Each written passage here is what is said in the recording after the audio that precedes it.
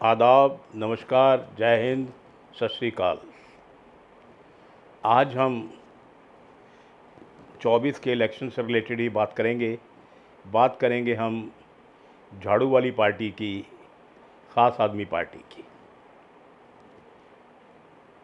India block जब बना, form हुआ, तब झाड़ू पार्टी या ख़ास आदमी पार्टी उसका एक हिस्सा बनी।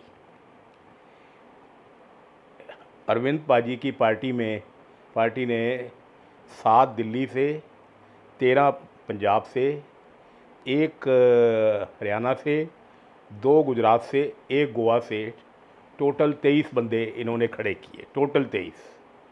और उस 23 में भी जब कंपेनिंग होती थी तो ये प्रोजेक्ट ये कर रहे थे, ये अरविंद सर, मान साहब, कि इंडिया ब्लॉक अगर जीतता है तो उनकी वजह से जीतता है, या उनकी सरकार बनती है तो उनकी वजह से बनती है। और ये प्रोजेक्ट किया जा रहा था कि 23 के 23 जीतेंगे। अब रिजल्ट आए, झटके लोगों को, एनडीए को भी झटका लगा है, बीजेपी को भी झटका लगा है, इंडिया ब्लॉक को भी झटका लगा है, लेकिन हमारी निगाह में सबसे बड़ा झटका झाड़ू पार्टी को लगा है। झाड़ू अब तिनका तिनका बिखर रही है। 17 में पार्टी आई, 17 में अच्छा परफॉर्म किया कुछ, 22 में कमाल कर दिया, इनकलाब ले आए। लोगों की उम्मीदें थी, तवक्कुआत थी, सपने थे। इन्होंने झूठ बोल बोल कर दुनिया का सारा झूठ इन लोगों के पास था। बहुत सपने दिए लोगों को, और 22 में एक इनकलाब आ गया। लेकिन झूठ झूठ रहता है, सच सच रहता है। दिल्ली क्या हो रहा है सारी दुनिया जानती है। जो भारत रत्न, जिनको अरविंद पाजी भारत रत्न दिलवा रहे थे, भारत रत्न के काबिल मान रहे थे, वो 2-2, 2.5 साल से जेल में हैं। यानी सतिंदर जैन साहब और मनीष सिसोदिया जी। वो कह रहे थे इन दोनों को भारत रत्न मिलना चाहिए। चलिए, भारत रत्न ही मिल रहा है, और तो शायद कुछ नहीं। हम केस पे कोई बात नहीं करेंगे, हम किसी का नहीं कहेंगे वो किसी स्कैंडल में है, फलाना है, ढिमका है। This is not our cup of tea. हम किसी पर कोई एलिगेशन नहीं लगाते। जो हकीकत है वो लोगों को बताने की कोशिश करते हैं। और वो भी क्यों बताते हैं?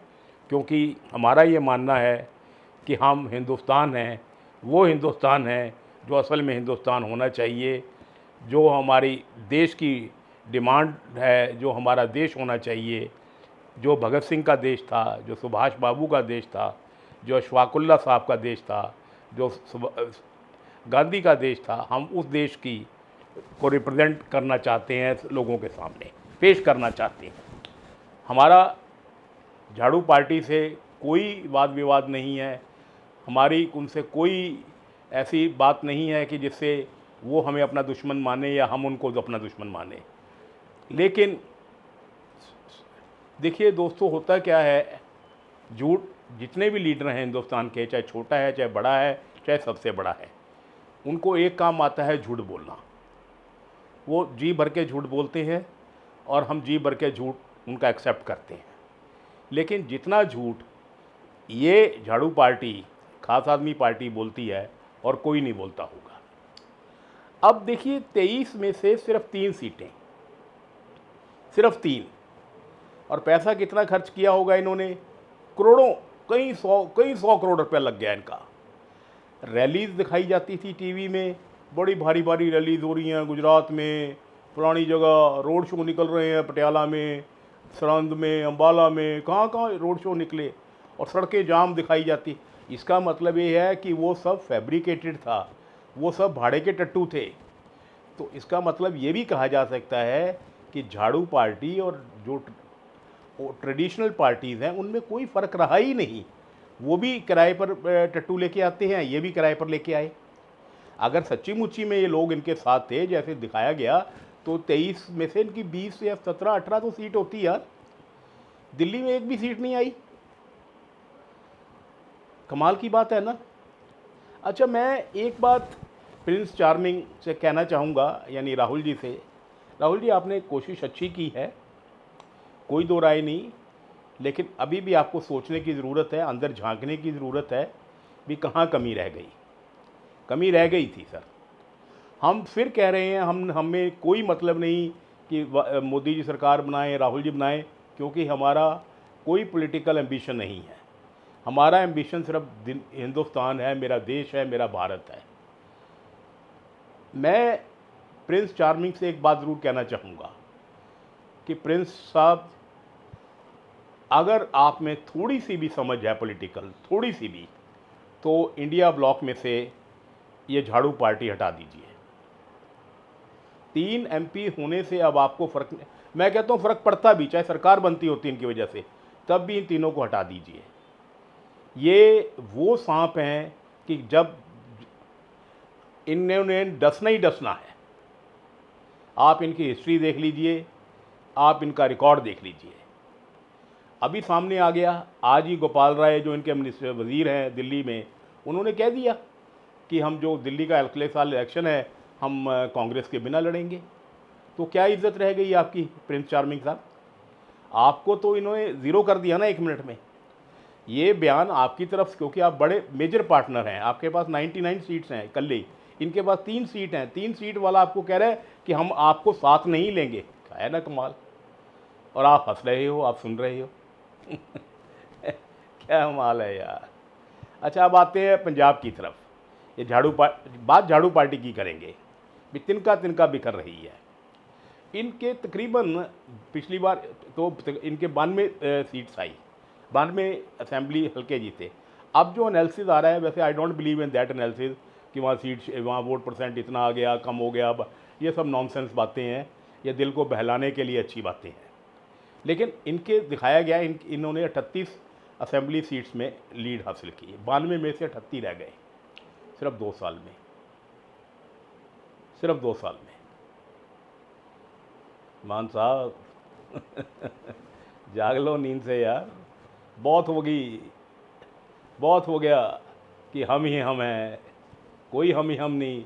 27 में जूतियां पड़ने वाली हैं। जो आज बाकी पार्टियों का हाल है ना पंजाब में, उससे ज़्यादा बुरा आपका होना है। वो है ना, ताउम्र गालिब गलती करता रहा, ताउम्र गालिब गलती करता रहा, धूल चेहरे पे थी, आईना साफ करता रहा। आपके तो आईने पे भी धूल है, चेहरे पे भी धूल है। आपको क्या नज़र आएगा यार? पहले आईना साफ कीजिए, आईना साफ होगा तब चेहरे की धूल नज़र आएगी। पूरा फेस आपका 92 के 92 बंदों का धूल से पूरा भरा पड़ा है।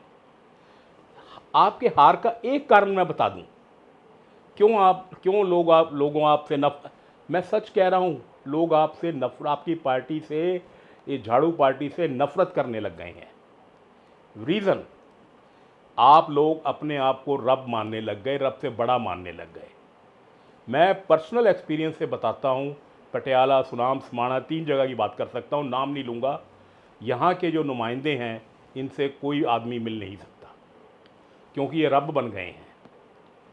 क्योंकि इनको लगता है कि लोग चूतिए हैं, हम सयाने हैं, फिर बेवकूफ़ बना लेंगे। अब बेवकूफ़ नहीं बनेंगे सर, लोगों ने बता दिया भी चूतिया कौन है। काम कर लो। अगर आप कहते हो ना कि आप उस बंदे को बहुत यार परेशान करते हो, भगत सिंह की आपने ऐसी की तैसी पेर रखी है, केसरी पगड़ी हर जगह ते साला वही भगत सिंह देव है जी। क्यों यार बेचारे को तंग करते हो? वो वहाँ भी मेरी समझ में भगत सिंह का क्या हाल होगा बेचारे का वहाँ? वो देखता होगा कि मेरी तो मिट्टी इन्होंने सारी खराब कर दी, उसको बख्श दो यार, किसी और को पकड़ लो अब, और शहीद बहुत हैं, उसकी बहुत आपने मिट्टी खराब कर दी। ऐसा कोई बंदा है जो भगत सिंह का नाम ले और आपकी इतना बिहेव करे, झाड़ू पार्टी की इतना बिहेव करे? कितनी सिक्योरिटी सर आप लोगों के पास है? 100 गाड़ियों का काफिला मान साहब आप लेके चलते हैं। लोग खुश नहीं होते। लोगों को जब मौका मिलता है तो उसी वक्त बता देते हैं कि मेरे पास एक पावर है वोट की। अब आप नहीं कह सकते ईवीएम हैक हुई हैं। ईवीएम अगर हैक हुई होती तो इंडिया ब्लॉक की इतनी सीटें ना आती। तो ये बहाना भी नहीं चलेगा। लोगों के पास ये पावर है एक, जिस पे आप जैसे झूठों को वो आईना दिखाते हैं। इतना इतना गुरूर, इतना घमंड। और उधर वो अरविंद पाजी रोज़ ही सुप्रीम कोर्ट में एप्लीकेशन ठोक देते हैं कि जी मैंने पैट स्कैन कराना है जी, मेरी तबीयत ख़राब है। 21 दिन साले घूमते रहे सारे इंडिया में, तब तबीयत ख़राब नहीं हुई। जेल जाने का टाइम आ गया तब तबीयत ख़राब हो जाती है। यार क्या झूठा आदमी है साला। अब उसके 40 करोड़ के मकान की तो बहुत बात होली, क्या बात करें। सुप्रीम कोर्ट में भी झूठ कि जी मेरे को पैट स्कैन कराना है। तो यार तो जब 21 दिन तू जमानत पे आया तब क्यों नहीं कराया? 21 दिन के बाद तेरे को पैट स्कैन की याद आई है? टोटल झूठ, टोटल फ्रॉड, टोटल मक्कार। लेकिन फिर भी लोगों ने आपको प्यार दिया है, लोगों ने आप पर एतमाद किया है। विश्वास के एतमाद विश्वास को कहते हैं। उसको मत तोड़िए सर, उनके सपनों को मत बिखेरने दीजिए। आप लोगों का क्या है, 27 में हार के आप बैठ जाओगे, पैसे पूसे अच्छे आ जाएंगे, केस को जैसे आप लोगों ने केस किए आपके ऊपर केस चलते रहेंगे। केसों से कुछ नहीं होता। 2-3 महीने अंदर 92 में से 70 बंदे आपके अंदर जाने हैं। आज लिख के ले लो, आज लिख के ले लो, 70 बंदे आपके अंदर जाने हैं। ये आप भी जानते हैं, सारा पंजाब जानता है। तो इसको ऐश करते रहोगे, लेकिन वो ऐश नहीं है सर। ऐश तब होती है अगर आप देश की सेवा करो, आप अपनी कौम की सेवा करो, आप बच्चों के काम आओ, बुज़ुर्गों के काम आओ, बहनों के काम आओ, माँओं के काम आओ। लफ्ज़ों से मत खेलो सर, बहुत खेल चुके लफ्ज़ों से। हमारा मकसद सिर्फ़ आपको एक राह दिखानी है, एक अच्छी बात बतानी है। आप आज सुना है कि वार्तालाप कर रहे हैं मान साहब पटियाला के लोगों से। किसको किसको बुला रहे हो आप? एमएलए चेयरमैन को। वो क्यों कमियां बताएंगे आपको? अगर बलबीर को यहाँ कम वोटें पड़ी हैं तो वो क्यों बताएगा कि मैं लोगों को नहीं मिलता? वो बरसठ साहब क्यों बताएंगे कि मैं रब बन गया? यहाँ जो आपके एमएलए हैं वो क्यों बताएंगे कि हम भगवान बन गए? मिलना है तो लोगों से मिलो, पूछो लोगों से भी क्या हुआ, क्यों हमारा बेड़ा गर्क हुआ। बेड़ा गर्क हुआ अभी भी संभल सकता है। हम आपके विरुद्ध नहीं हैं, हम आपके खिलाफ नहीं हैं, हम किसी के हक़ में नहीं हैं। हम सिर्फ हिंदुस्तान के हक़ में हैं, अपने देश के हक़ में हैं।